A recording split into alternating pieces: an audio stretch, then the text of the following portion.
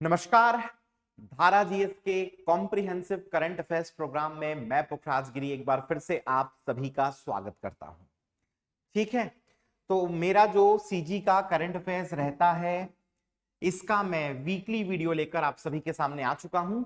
इस वीडियो के माध्यम से 21 से लेकर 27 ऑफ दिसंबर 2024 तक के जितने भी मोस्ट इंपॉर्टेंट करंट अफेयर्स है आपके प्रीलिम्स और मेंस के पॉइंट ऑफ व्यू से उसको क्या करेंगे, अपन अच्छे से एनालाइज कर लेंगे। अगर आपको इस करंट अफेयर्स के वीडियो का पीडीएफ चाहिए तो हमारे टेलीग्राम चैनल का लिंक क्या है, डिस्क्रिप्शन में है, उसमें जाइए और टेलीग्राम से जुड़ जाइए, ये पीडीएफ मिल जाएगा। अगर समझ में नहीं आता जो मैंने कहा इस नंबर पर कॉल करिए, हम आपको गाइड करेंगे। ठीक है, चलिए तो बिना टाइम को वेस्ट करे क्या करते हैं, फटाक से शुरू करते हैं।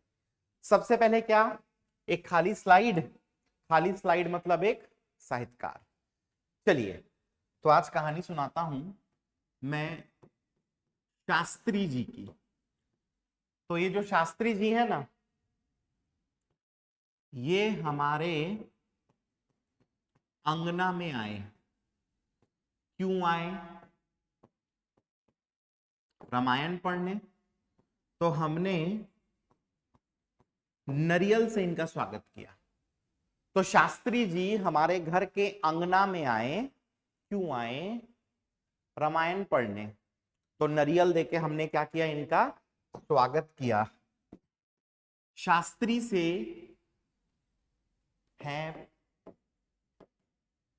प्रभंजन शास्त्री, जो कि आज के साहित्यकार, और इनकी रचनाएं तो अंगना से हैं बिन भाड़ी के अंगना। फिर है छत्तीसगढ़ी रामायण। रामायण से क्या है, छत्तीसगढ़ी रामायण, जो कि क्या है, एक महाकाव्य है। फिर नारियल से याद रखना, पूजा के नारियल। तो मैंने क्या कहा, एक शास्त्री जी हैं जो हमारे घर के अंगना में आए, रामायण पढ़ने आए, हमने नारियल से उनका स्वागत किया। साहित्यकार हैं प्रभंजन शास्त्री, रचनाएं अंगना से बिन भाणी के अंगना, रामायण से छत्तीसगढ़ी रामायण जो कि एक महाकाव्य है, और नारियल से याद रखेंगे क्या, पूजा के नारियल। ठीक है, चलिए आगे बढ़ जाते हैं। एक बहुत ही महत्वपूर्ण चीज मैं आपको बता दूं कि जब हम लोग मतलब आप लोग सीजीपीएससी प्री 2023 दे रहे थे तो धारा जीएस की तरफ से छात्र हित में अंतिम प्रहार नाम का सीरीज चलाया गया था, जो कि एमसीक्यूज का सीरीज था, जिसको आप सभी छात्रों के द्वारा बहुत सारा प्रेम प्राप्त हुआ था। क्लियर है? तो इस बार प्रीलिम्स 2024 के लिए अंतिम प्रहार 2.0 आ रहा है 6 जनवरी से। अब आप कहोगे कौन सा सब्जेक्ट से चालू होगा, इसका क्या शेड्यूल होगा, तो ये सारी चीजें इस YouTube चैनल पर आगे आने वाले समय में डिक्लेयर की जाएंगी।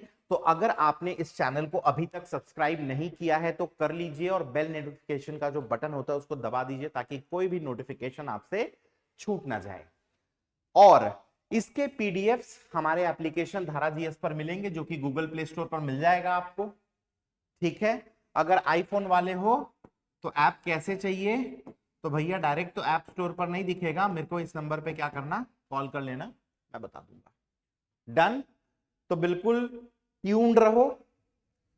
ना सिर्फ सब्जेक्ट वाइज एमसीक्यूज कराए जाएंगे बल्कि करंट अफेयर्स की क्लासेस और एमसीक्यूज भी होंगी।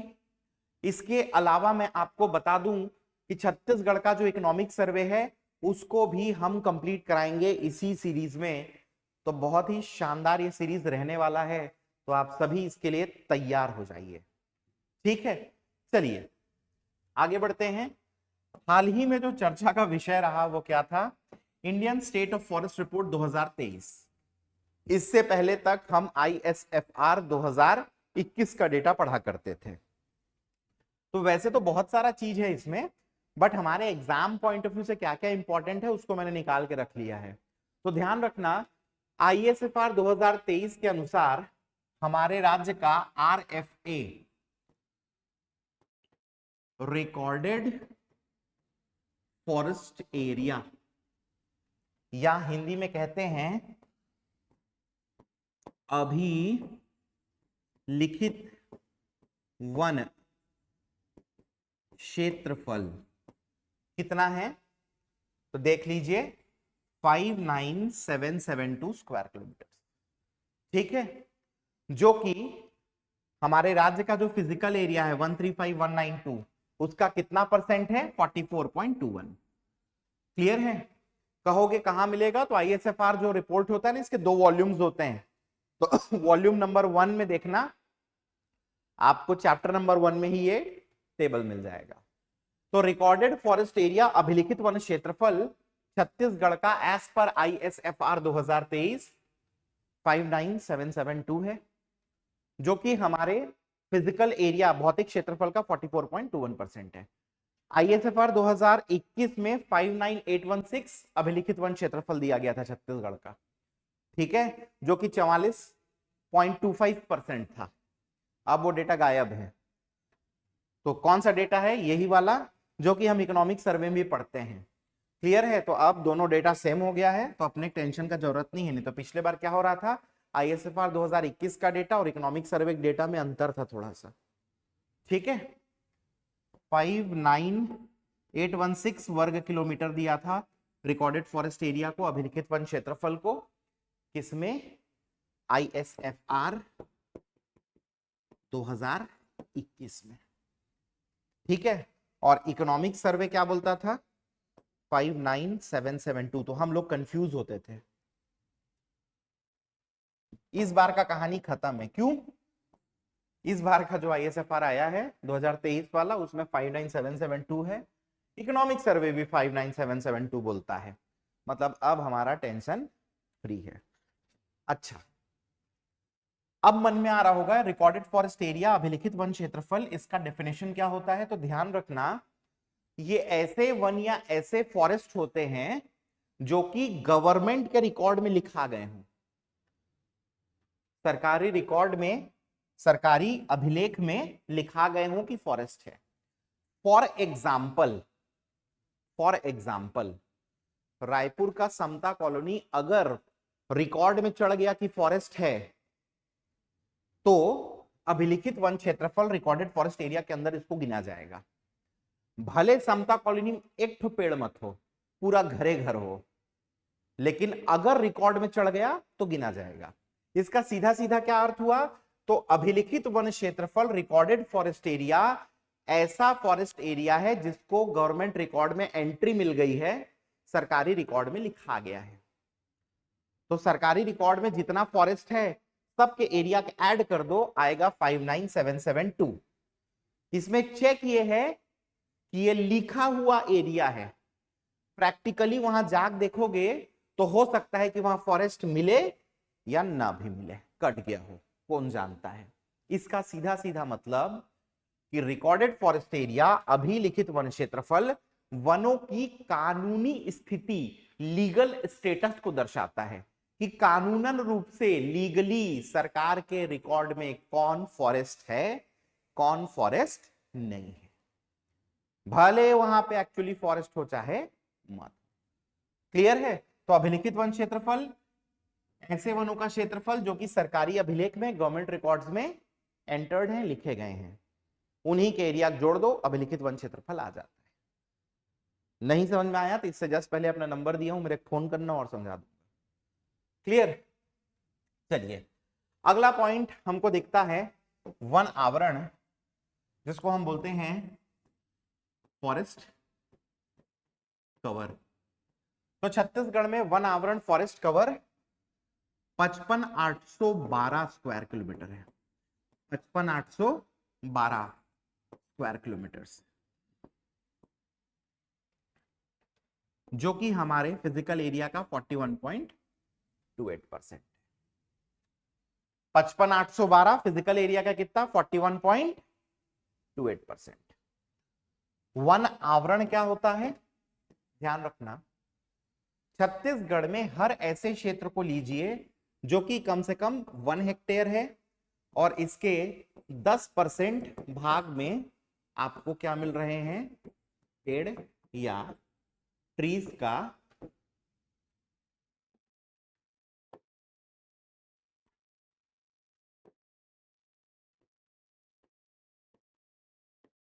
कैनोपी,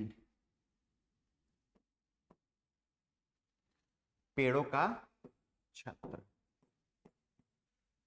तो छत्तीसगढ़ में कोई भी ऐसा क्षेत्र, कोई भी ऐसा रीजन जो कि कम से कम एरिया में 1 हेक्टेयर का हो, कितने हेक्टेयर का हो, 1 हेक्टेयर का हो, और इसके 10% भाग में 10% रीजन में क्या हो, छत्र का घनत्व हो किसी पेड़ का या ट्री की कैनोपी हो। इसका मतलब अगर ये पेड़ है तो यही भाग इसका कैनोपी या छत्र है, तो सीधा इजी लैंग्वेज में कहो तो 10% भाग में ऐसे पेड़ के छत्र कैनोपी भरे होने चाहिए। तो कोई भी रीजन जो कि कम से कम 1 हेक्टेयर हो और उसके 10% भाग में पेड़ों का छत्र कैनोपी ऐसा भरा है, तो इस रीजन को हम किस में गिनेंगे, फॉरेस्ट कवर में, वन आवरण में गिन लेंगे। तो पूरे छत्तीसगढ़ में ऐसे सभी क्षेत्रों को उठा लो, ऐसे सभी रीजन्स को उठाओ जिनका टोटल एरिया एटलीस्ट 1 हेक्टेयर है और 10% भाग में पेड़ों की कैनपी या छत्र का घनत्व है, ऐसे सभी एरिया को उठा के अगर आपने जोड़ दिया तो बन जाता है छत्तीसगढ़ का वन आवरण। वन आवरण वनों की वास्तविक स्थिति को दर्शाता है कि एक्चुअली कहां फॉरेस्ट है। समझ में आया? तो मैंने क्या कहा, फॉरेस्ट कवर निकालना है तो कम से कम 1 हेक्टेयर भाग होना चाहिए लैंड का, 10% में क्या होना चाहिए, ट्री की कैनोपी, पेड़ का छत्र होना चाहिए। अगर यस तो ये किस में गिनाएगा, वन आवरण में। तो पूरे छत्तीसगढ़ में सभी ऐसे क्षेत्रों को उठा लो जो कम से कम 1 हेक्टेयर के हैं और 10% छत्र का घनत्व है। सभी एरिया को उठाओ, जोड़ डालो, जोड़ोगे क्या आएगा, 55,812। क्लियर है? तो ये क्या रहा, वन आवरण। तो वन आवरण वास्तविक स्थिति, एक्चुअल स्टेटस को दिखाता है, मतलब सही में कहां फॉरेस्ट है कहां नहीं है, और रिकॉर्डेड फॉरेस्ट एरिया कानूनी स्थिति को दर्शाता था। ध्यान रखना, रिकॉर्डेड फॉरेस्ट एरिया जिसको सामान्य रूप से हम फॉरेस्ट एरिया भी बोल देते हैं, इसमें छत्तीसगढ़ का रैंक भारत में 4th आता है। एमपी आता है, फिर एमएच आता है, फिर ओडिशा आता है, फिर छत्तीसगढ़, एमपी एमएच ओडीसीजी। क्लियर है? और अगर बात करोगे फॉरेस्ट कवर का तो इसमें छत्तीसगढ़ का रैंक आता है 3rd, एमपी, फिर अरुणाचल प्रदेश और उसके बाद सीजी। क्लियर है?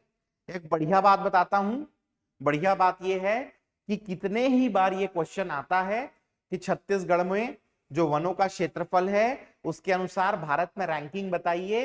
हर बार आंसर 3 लेता है, आप भी चुपचाप से 3 लेना, नेतागिरी मत मारना कि नहीं नहीं फॉरेस्ट एरिया में 4th है, कवर में 3rd है, रिपोर्ट में लिखा है। मैं भी जानता हूं लिखा है, बट पीएससी नहीं मानता। पीएससी आपसे क्वेश्चन पूछेगा फॉरेस्ट एरिया में रैंकिंग और 3rd लेगा, आप कितना भी दावापत्ती करना, सिर दर्द हो जाएगा, नहीं बदलेगा आंसर। कम से कम 3 से 4 इंस्टेंसेस देख चुका हूं, चुपचाप से 3rd ले लोगे, खुश रहोगे, बाकी आपकी इच्छा है। ठीक है?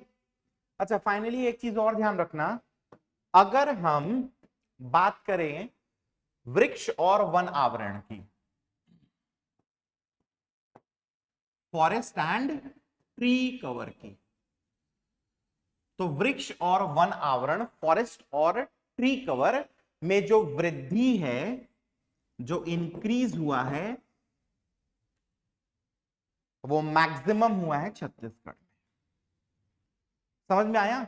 तो आपसे सीधा सीधा क्वेश्चन पूछेगा कि आईएसएफआर 2023 के अनुसार वन और वृक्ष आवरण, फॉरेस्ट एंड ट्री कवर में सर्वाधिक वृद्धि, मैक्सिमम इंक्रीज किस राज्य में देखा गया है, किस स्टेट में? तो छत्तीसगढ़ में। किसमें? छत्तीसगढ़ में।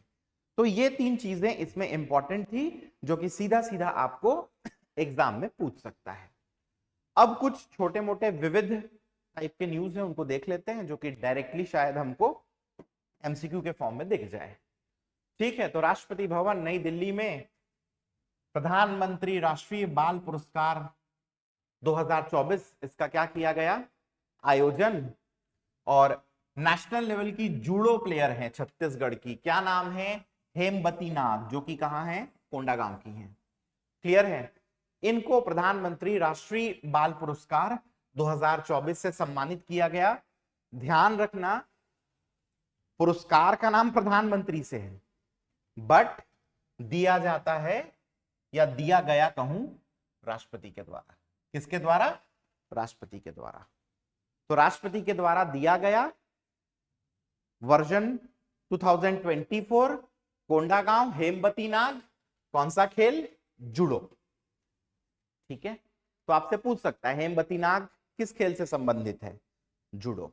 कौन सा पुरस्कार मिला है, किस जिले की है, ऐसे 3 क्वेश्चंस बन सकते हैं।